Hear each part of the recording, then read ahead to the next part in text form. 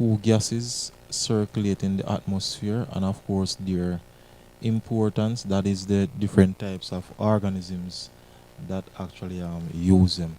So in terms of the carbon cycle, we are talking about carbon dioxide. So once you hear the carbon cycle, we are actually talking about carbon dioxide. So the notes I posted on the Google Classroom. Post the notes on the Google Classroom, and I would have sent it in the what's on the WhatsApp platform.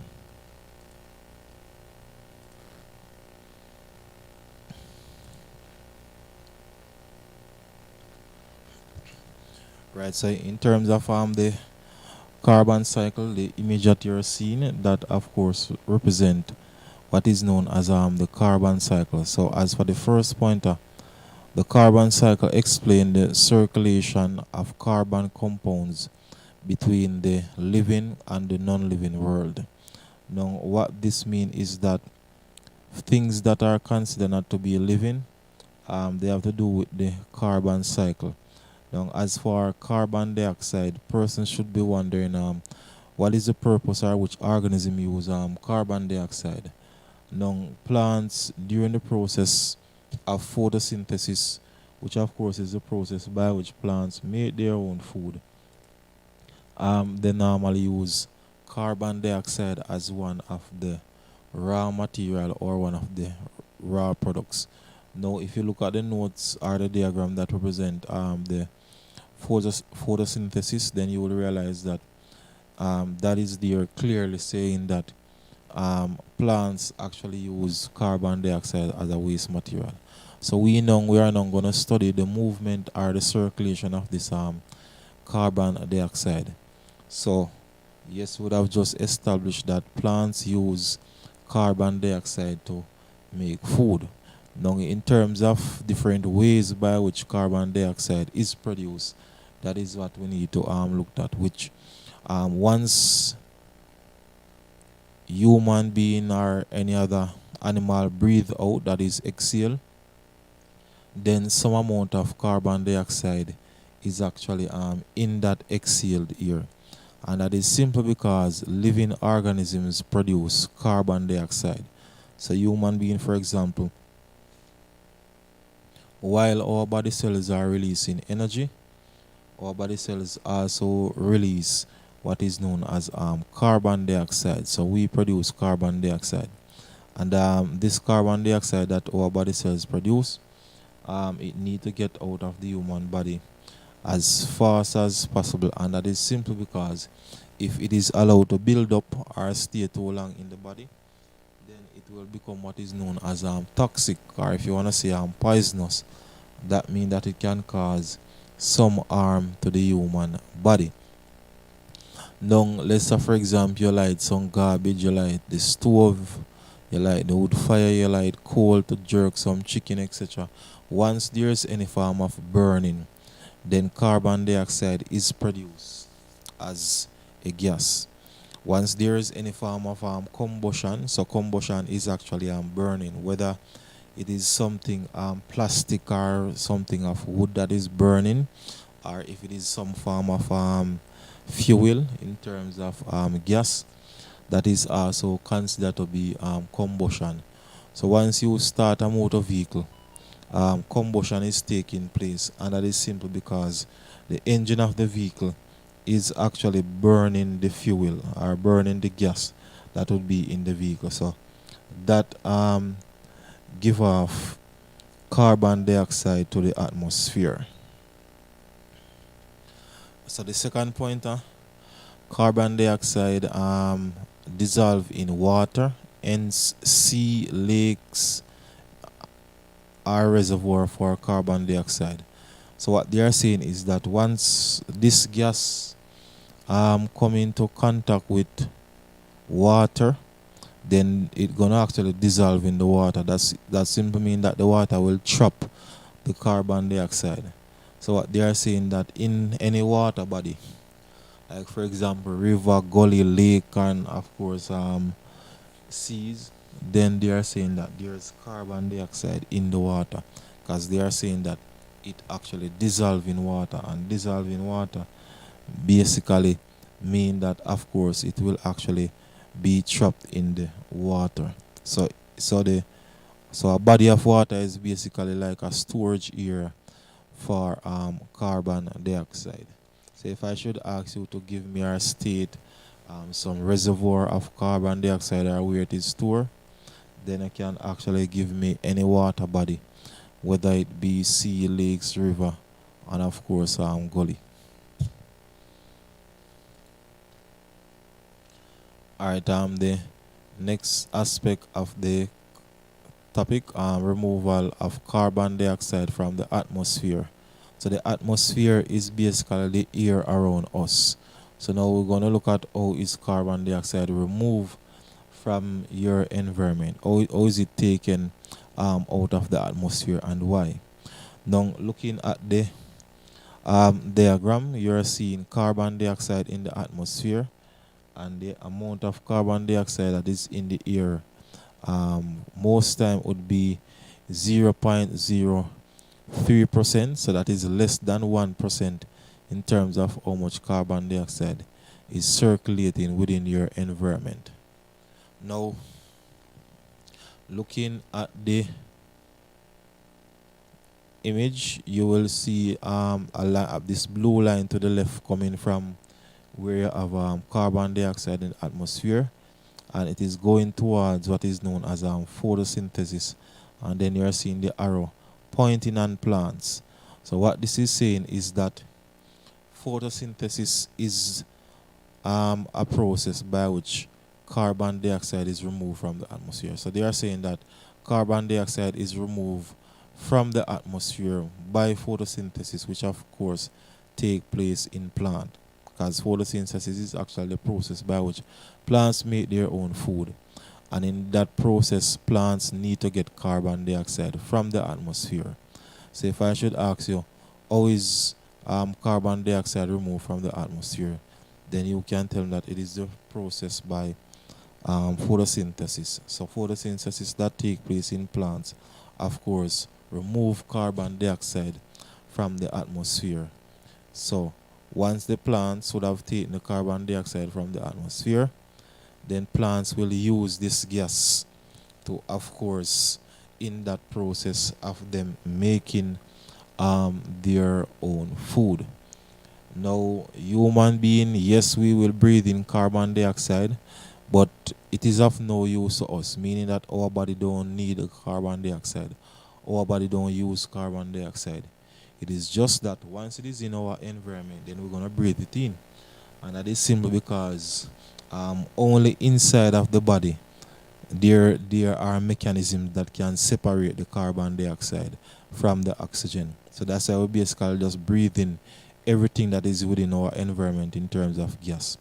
But once that air reach inside of our body, then the internal body organs now can separate the gases.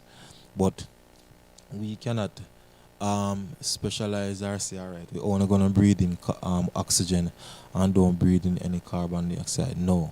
Once you're in an environment, every gas that is within that environment, you're going to actually breathe it in.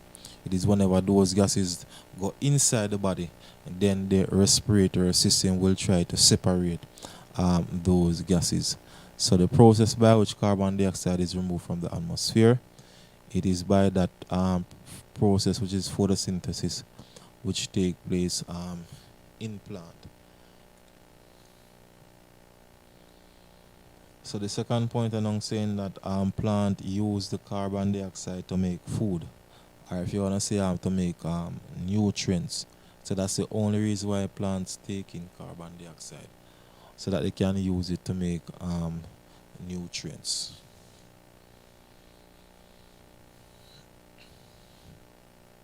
Alright, so the next concept now is the return of carbon dioxide to the atmosphere.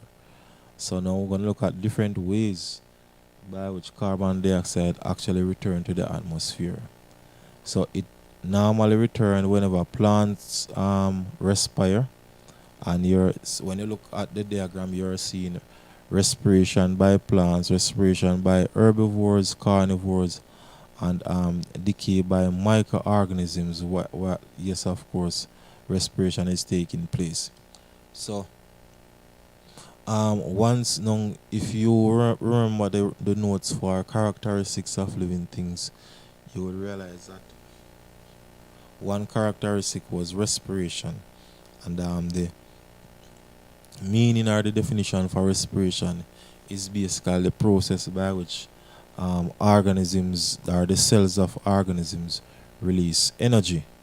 Now, while those cells are releasing energy, they also release a waste product or a waste material, and that is called carbon dioxide. So, respiration by herbivores, these are animals that feed on only plants, and they are saying respiration by carnivores, and carnivores, these are organisms that feed on flesh only, so they don't eat plant or anything like that. So like lion, tiger, those are organisms that will fall under the category of carnivores.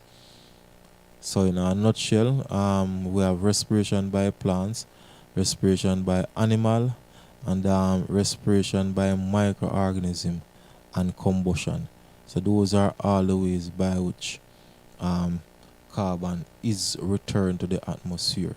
So that is why it is a cycle, because we look at how it is returned and how it is taken out of the atmosphere. So it must be a cycle or a complete circle. So when animal respire, carbon dioxide is returned to the atmosphere. So, and of course, human being would fall under that category. Once we respire, meaning that respiration is taking place,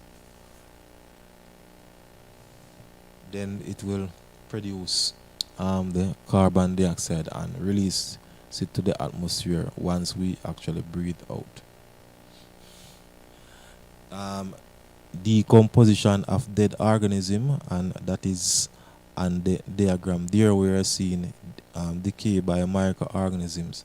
So microorganisms are normally some extremely small living things, for example bacteria and fungus. So they are saying that whenever a plant should die, an animal for example, none the body or the remains of those organisms normally decompose. That means that the microorganism break them down. So that is why you if you cut down one plant or one tree, after a couple of years it's gonna disappear, because the decomposers would have break it down or decompose it. So these decomposers, which are of course bacteria and fungus, respiration also take place in their body, because while they are decomposing those dead remain of those organisms, they are using it to also provide energy. And once energy is released, then of course you will be having carbon dioxide being released as a waste product. So the different ways by which again carbon is returned to the atmosphere: respiration by plants, respiration by animals, respiration by microorganisms that are decomposers, and by combustion. So any form of burning. So person should be able to list or state, and of course tell me the different ways by which carbon is returned, and of course the way by which carbon is taken from the atmosphere. So those are concepts that persons need to remember. And the last one there, combustion, as a result of the burning of wood, coal, and of course fossil fuel. Right. So in terms of carbon dioxide, that's basically it's not a lot in terms of notes. No, it is the important thing is that of course you study the diagram, because you might be asked to fill in the blank or label aspect of the diagram that is incomplete. So it is a must that you study the diagram. So this diagram represent what is known as the carbon cycle.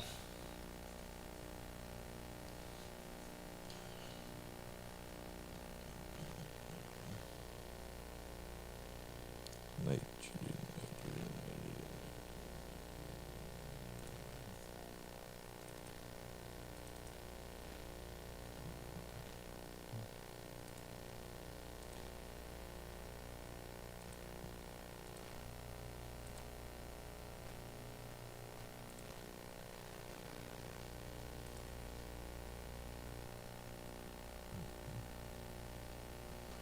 Alright, so the nitrogen cycle.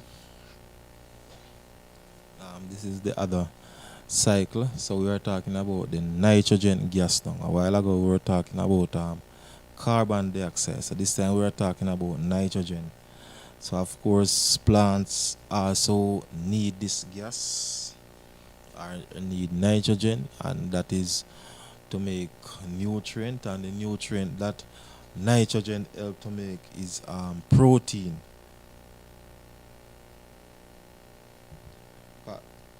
Carbohydrate help to make nutrients, which is called carbon, I should say, used to make carbohydrate in terms of nutrient. So as for nitrogen, the nutrient that nitrogen help to make is protein, and not all plants make protein. As let's say for example, fruit trees don't make protein. So like peanut, right? So peanut normally contain a lot of protein, so persons should be aware that the peanut plant or the plant itself now will actually take in nitrogen.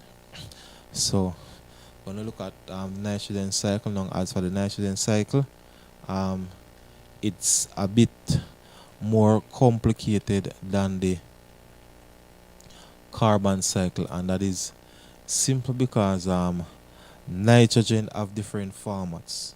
So carbon dioxide only have one format, which would be in a gas format, carbon dioxide. But as for nitrogen, we have nitrogen gas, which is present in the atmosphere. Now, in nitrogen in this format of gas, it is known to be inert. That means that it cannot react chemically with anything else. So simply because the nitrogen gas cannot react chemically with anything else, then what really happens is that this nitrogen gas need to convert into a different format of nitrogen so that plants can absorb it. Because if the plants should absorb the nitrogen gas, it is of no use. The plants not going to be able to use the nitrogen gas. It have to be converted into a format that is known as nitrates. So when you hear the term nitrates, they are still talking about nitrogen, just that it is in a different format from being gas. So I'm gonna bring up the image of the nitrogen cycle.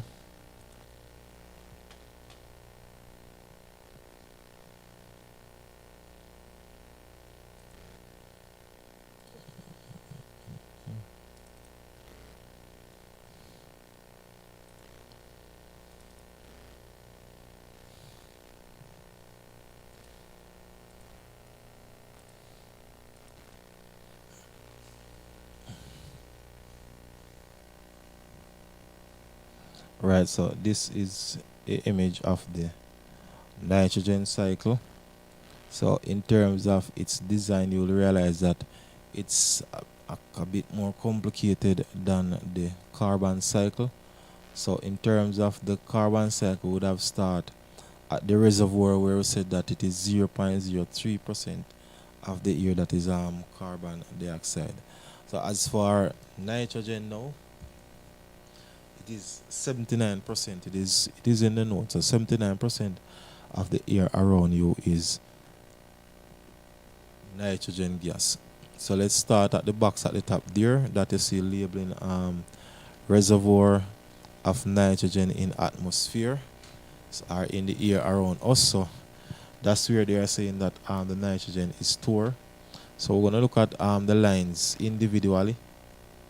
So we're going to start at the extreme right of your screen where you're seeing atmospheric fixation. So as you can see, atmospheric fixation there, and the middle sign that you're seeing represent that there is a lightning strike. Now what this is saying is that once there is lightning striking in an area, that area where the lightning is striking, once the lightning come in contact with nitrogen gas, the energy from the lightning gonna convert the nitrogen gas into nitrates. And that is why when you look at the extreme right of the diagram, you will see the arrow coming straight from reservoir, which that is where the nitrogen gas is stored. And the line continue all the way down through atmospheric fixation and come down, and you will see it stopping at the box that is labeled as nitrates. So what this is saying is that the lightning, the strike, that the energy that comes from the lightning basically convert nitrogen gas into nitrates. Looking at the second to the middle line there on the right hand side, you will see fertilizers, and the fertilizers coming straight from the nitrogen gas. That's where the line is coming from, and it actually goes right towards nitrates. So what it is saying that whenever somebody purchase a bag of fertilizer, the fertilizer normally contain the nitrates, and this is good for the plants because the plants, don't have to wait until that conversion take place, simply because the fertilizer contain nitrates, then right away the plant can absorb that nitrates from the soil, rather than having to wait for a lightning strike or have to wait for what is known as fixation by nitrogen fixing bacteria. And as for this third line where you have fixation by nitrogen fixing bacteria, if you follow the line is coming from reservoir, and it go all the way down to what is known as ammonia. Now ammonia is a format of nitrogen. So this bacteria that is known as nitrogen fixing bacteria, it is normally located on the roots of plants that make protein. So the nitrogen fixing bacteria normally locate there. Now what these bacteria does is that they convert nitrogen gas into nitrates. So that's the function of nitrogen fixing bacteria, converting nitrogen gas into nitrates. Now in terms of converting it, this bacteria don't just convert it just one time and that's it. It have to go through different stages in terms of conversion. So looking at the arrow, you're seeing the arrow point towards ammonia. So what it is saying is that the nitrogen gas will be first converted to ammonia by the nitrogen fixing bacteria. So the same nitrogen gas that is circulating in the atmosphere, the nitrogen fixing bacteria will now convert it into ammonia. That is first. Now plants still cannot absorb or cannot use nitrogen in that format.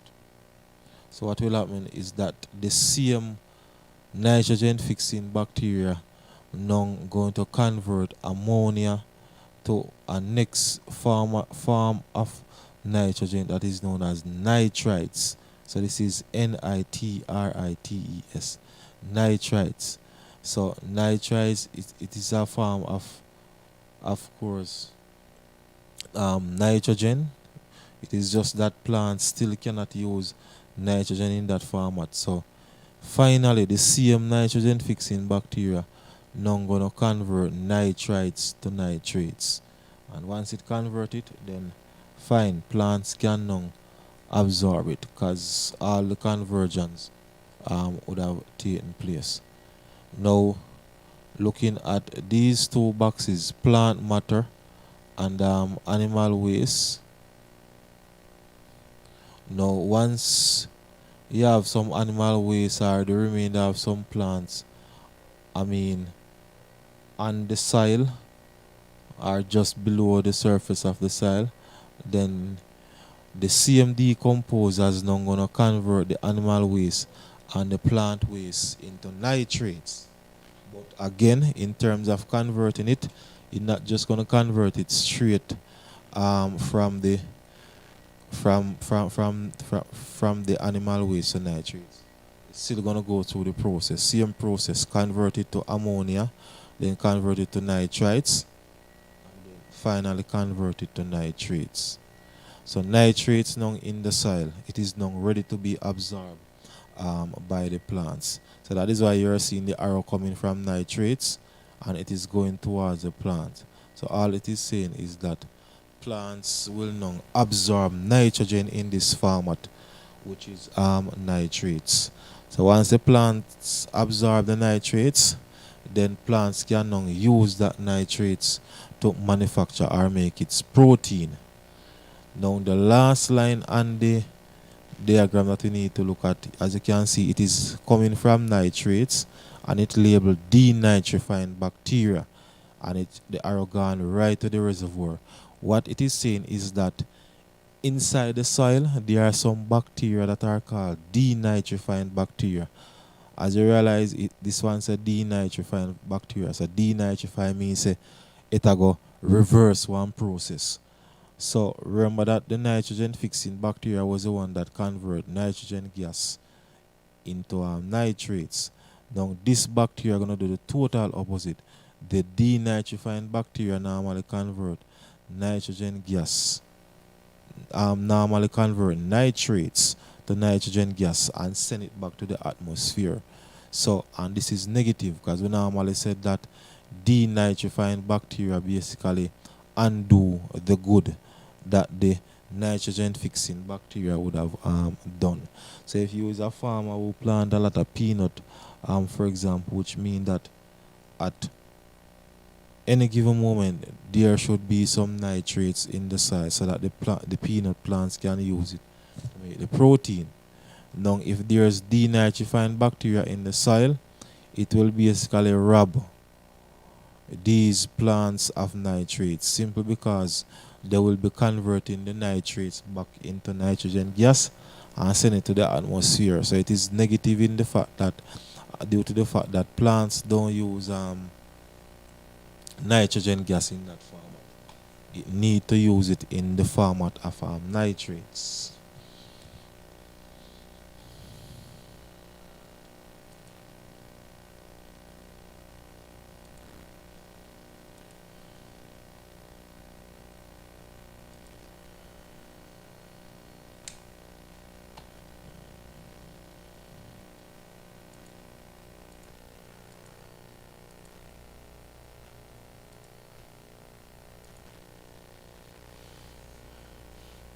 Alright, so they are saying that most living things cannot use nitrogen in this format. So it is in the format of gas that they are talking about. And the last point along is saying nitrogen gas is inert. So the word inert mean unable to react with. So it cannot react with other substances. So they are saying that nitrogen gas is an inert gas.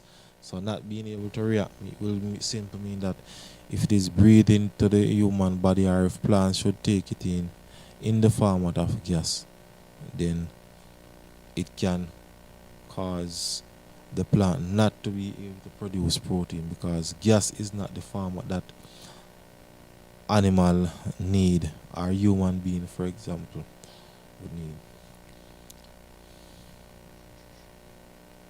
Alright, so in terms of the notes, so we have the notes for those two to write. So in terms of the nitrogen cycle and the carbon cycle, we have those two set of notes to actually write.